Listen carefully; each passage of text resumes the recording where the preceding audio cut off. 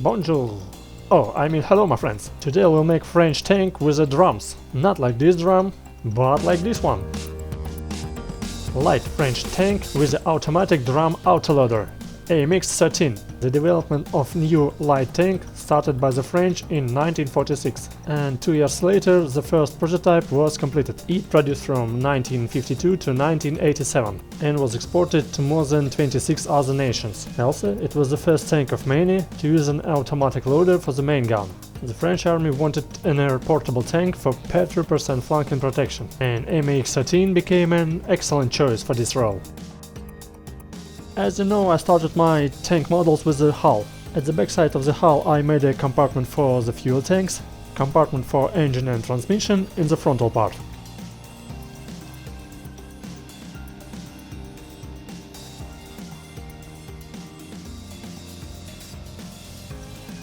The chassis had torsion bar suspension with 5 rod wheels and 4 return rollers, the first and last rod wheel with a hydraulic shock absorber each. The powertrain being at the front determines the position of drive sprockets, steering wheels with the track tensioning mechanisms behind.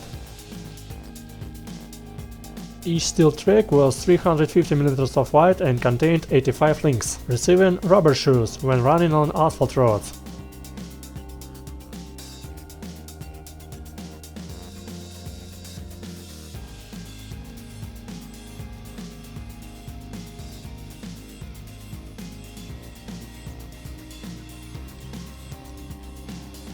As I said before, the engine and transmission compartment was at the front right of the chassis.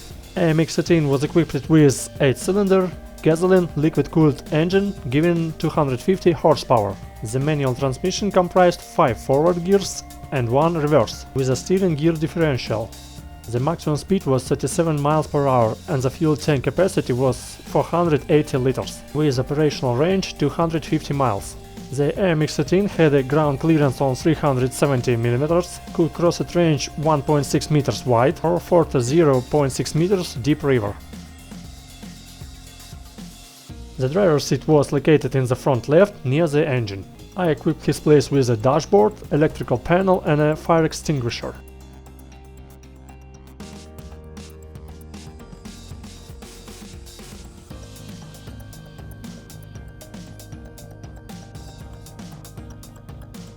Battle compartment was in the central part of the hull. I placed here ammunition for main gun, 37 rounds, 25 of them in the hull, 12 in the turret. Also, I put inside boxes with the rounds for machine guns, 3600 rounds in total. Using clay of different colors, I made armor-piercing shells from grey clay and high-explosive shells from yellow clay.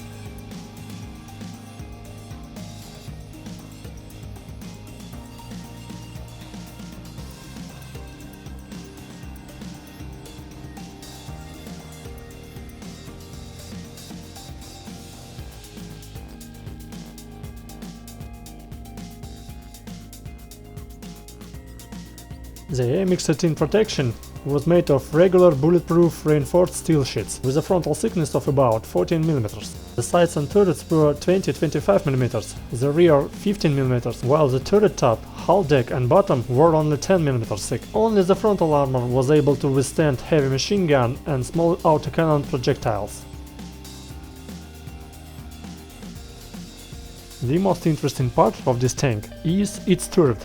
The French army fully exploited the new, promising oscillating turret concept. The oscillating turret was basically a way to integrate a larger gun in a smaller turret, allowed by the use of an autoloader, while the lower part of the turret was conventional and still fully traversed. What it meant was that the whole upper oscillating turret was depressed or elevated as a single block, comprising much of its equipment and personnel. In a conventional turret, the gun was elevated and depressed independently inside, the turret providing only traverse. The advantages of such a system were to provide a much smaller, thus lighter kind of turret, which could mount a bigger gun compared to the size of chassis, just like tanks hunters. The turret has 4 hatches, 2 of them for crew members, another 2 for reloading and autoloader. The 12 rounds available in the revolver type magazines, 6 shots each. After the shot, gun recoil forces rotated another shells into the barrel bore. Cartridge cases were ejected through a special hatch in the stern of the turret. This system provided an excellent rate, up to 12 rounds per minute. When the tank remained without shells, it left the fight and went to recharge magazines. New shells were loaded only through hatches in the roof of the turret. This new original loading system led to the creation of this unusual two-part turret.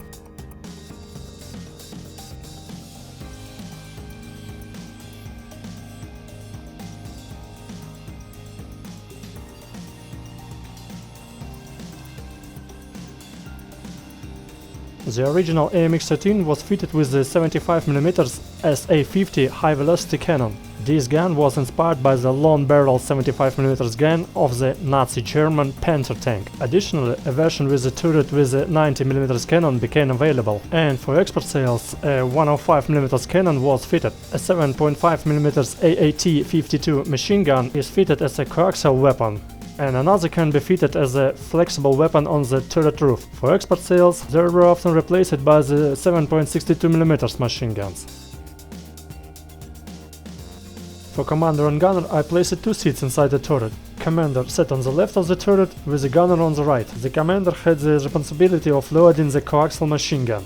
Both men had their own turret hatch. The commander sat under a large cupola, featuring 7 periscopes around its circumference. The cupola was not traversable, but 7 periscopes giving full peripheral visibility. Also at the disposal of the commander was a telescopic sight with a range of 1.5 to 6 magnification.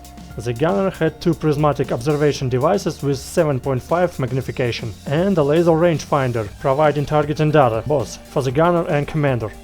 Elevation range of the gun was +12 to -8 degrees. 4 smoke grenade launchers were also installed, with 2 on each side of the collar. The vehicle's antenna were installed into the turret's collar, with the base on the left and right side. Total weight of the turret without ammunition was 4.5 tons, and comparatively to the gun caliber it was excellent result.